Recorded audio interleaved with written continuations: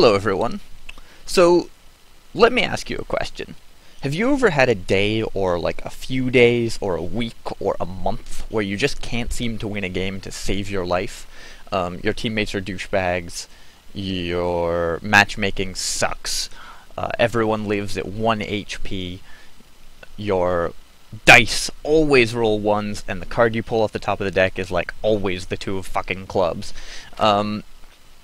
And you get angry, and you get frustrated, and you get pissed off, and you start making mistakes because you're angry, and you lose more and more games because you're making more and more mistakes, and you end up on this losing streak, this death spiral from which it seems there's no return, and there's like nothing you can do to fix it, no matter what you try. This is what poker players call going on tilt, and it's deadly.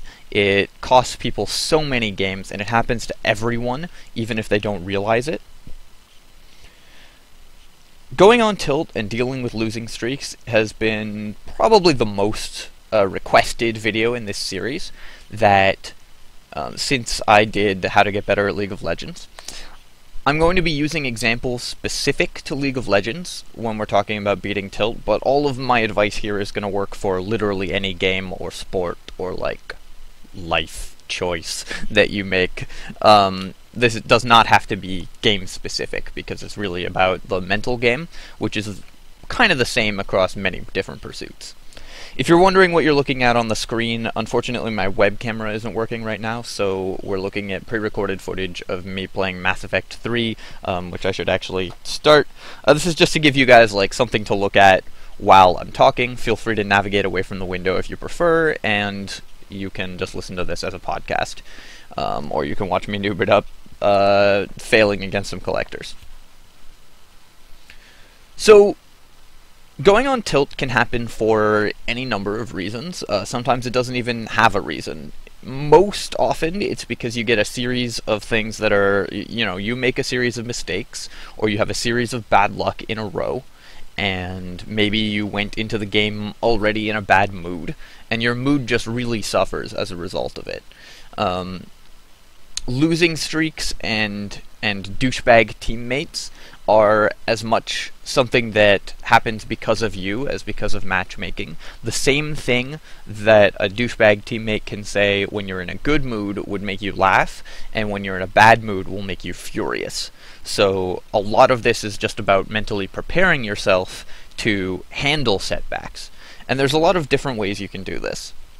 The easiest way to beat tilt, 100% the easiest way, is to take a break and do something else for a bit.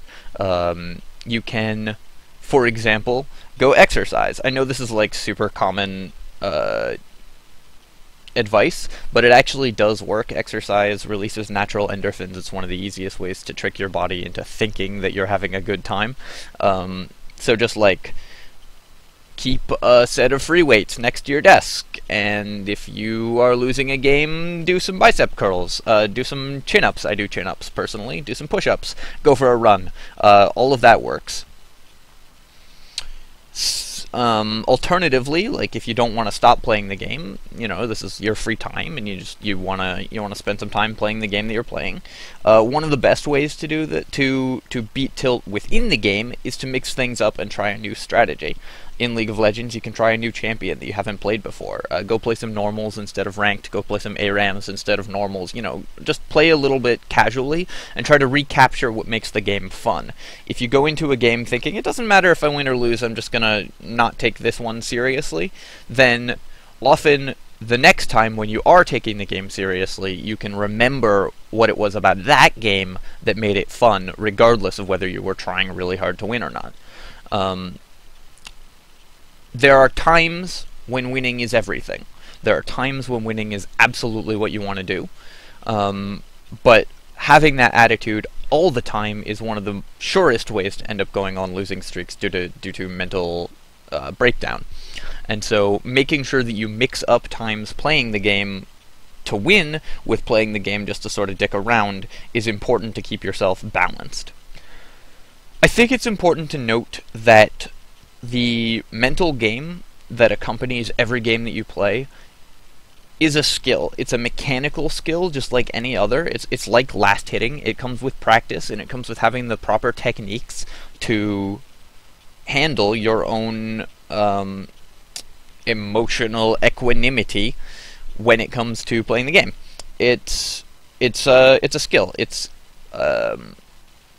something that you can develop and that you need to develop. And if you think of it as a skill rather than as sort of a mystical thing that goes on somewhere in your brain, or as something unimportant that doesn't really happen to you because you're better than other people who have to deal with their emotions. This is a really common attitude that people get, where they're like, I don't go on tilt because games don't bother me, I don't care. Bullshit. I call bullshit. Everyone gets invested in the games that they play. No one is 100% always happy, win or lose. Losing sucks. We hate losing. It is why games are fun, because there is an emotional investment. But the problem is that you have to deal with the fallout of that when it doesn't go well. So learning how to do that is very important. Now, there are times when you cannot take a break, and you cannot vary your strategy, and you have to play to win, no matter what. Let's say you're 7 rounds deep in a tournament, and you just punted away your last game in the most embarrassing fashion possible.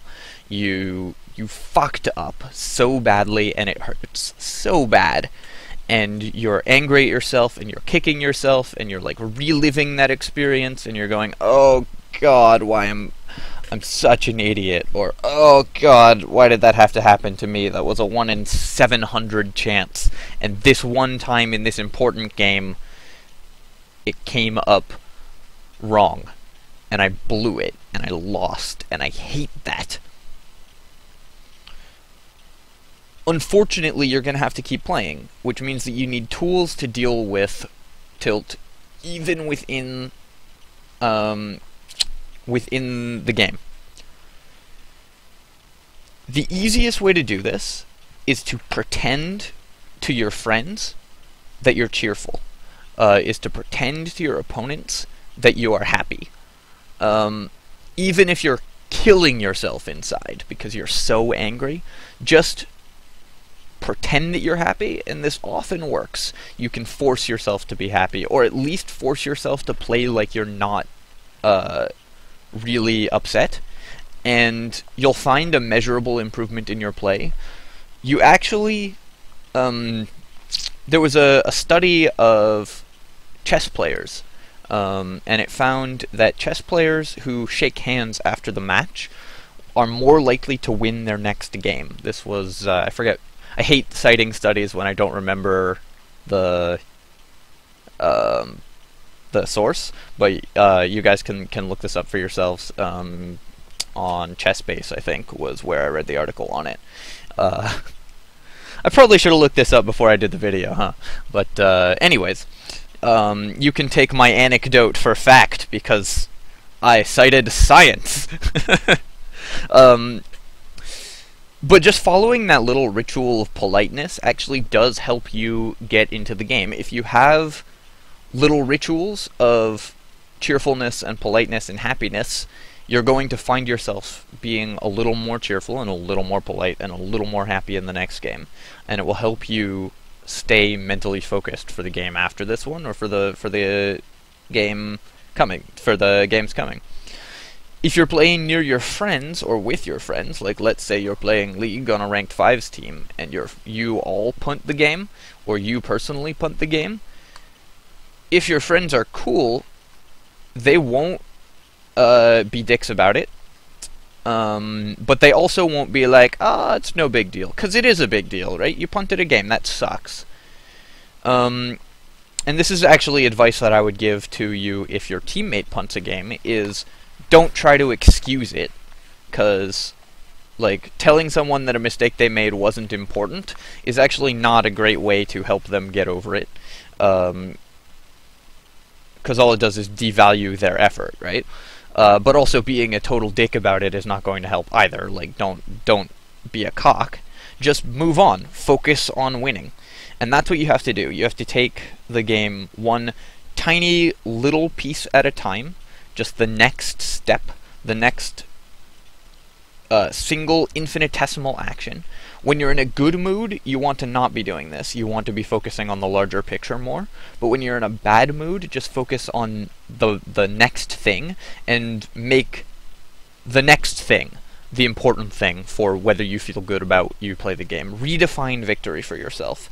Have infinitesimal, measurable goals, which are very easy to succeed, but will build up into an overall course of victory. So, getting this next creep, or getting all creeps this wave, is one that I use when I'm in a bad mood, frequently, in a game of League. I'm like, ugh, that sucked, but if I just hit this last hit, it'll make up for it.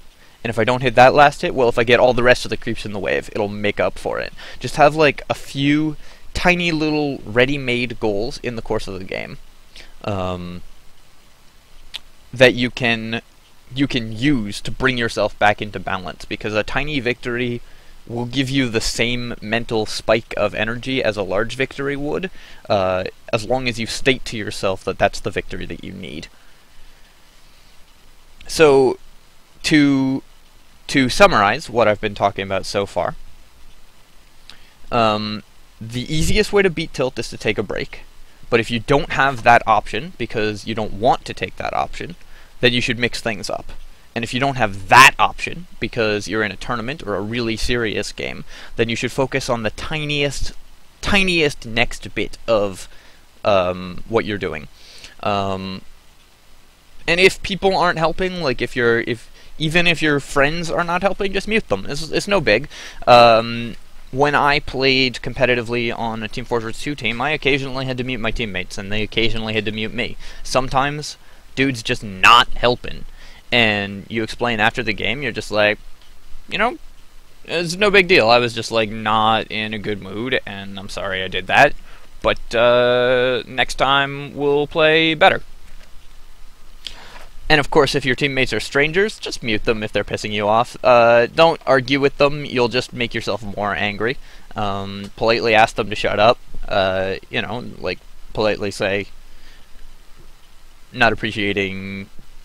I'm trying to think of language that isn't actually incredibly rude.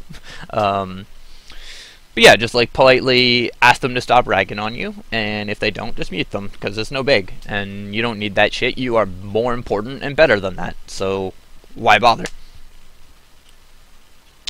You should always play with friends. If you have the option, and you want to keep learning the game, but you don't want to keep playing the game because you're just like, it's not working for you, your mechanics are bad, your hands are cold, your mental state just isn't there, you're not making the connections, you're only seeing 3 moves ahead.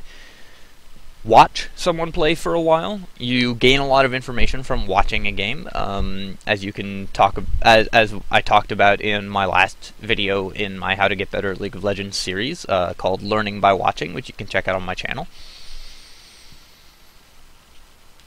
And yeah, just watching games teaches you a lot, but doesn't require the same mental investment as playing games, and it'll help you feel better and help you, again, recapture the fun. And that's the goal of beating Tilt, is to recapture the fun of playing the game, and if you can't do that, you should take a break, and if you can't do that, then you should recapture the fun. Then you should grind through it by taking things a tiny step at a time, and then you should immediately take a break after that tournament, or that set, or that week, or whatever. So anyways, I hope you guys find some of these tips helpful. If you have any questions about beating Tilt, please let me know in the comments. If you're interested in more information on how to get better at League of Legends, or how to get better at gaming in general, check out other videos in this playlist, tactics, guides, and tutorials on my channel. If you enjoyed this video, please feel free to comment, rate, and subscribe to my channel. And I hope to hear from you all. I love getting comments. I love getting thumbs up or thumbs down. Feedback is very important to me. And you should subscribe for more content like this. So yeah. Thanks very much, everyone. Cheers and GG.